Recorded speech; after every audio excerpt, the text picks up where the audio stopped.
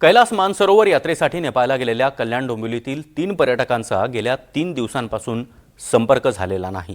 त्यामुळे कुटुंबियांची चिंता वाढली आहे। कल्याण पश्चिमेतल्या संजय पाटील आणि त्यांच्या पत्नी नलिनी पाटील त्याचबरोबर डोंबिवलीमधील सुनील सुभेदार यांचा यामध्ये समावेश आहे। दरम्यान त्यांच्या सुरक्षित परत येण्यासाठी शेजाऱ्यांनी भावनिक आवाहन केलं।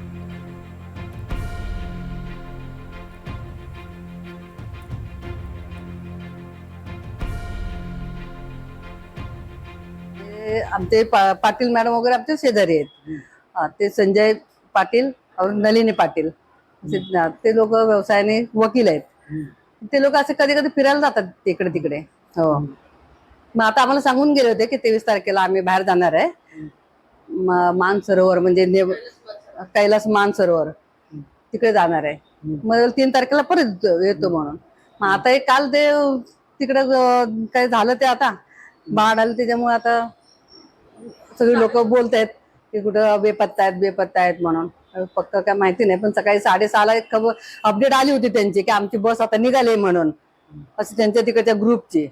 तर तिकडं आपले कल्याणचे तलाठी आहेत ना, त्यांच्याकडे आली खबर। मग ते तलाठी काल संध्याकाळी आमच्याकडे आले होते सांगायला की इथल्या या लोकांचा काय अपडेट मिळालं तर आम्हाला सांगा म्हणून।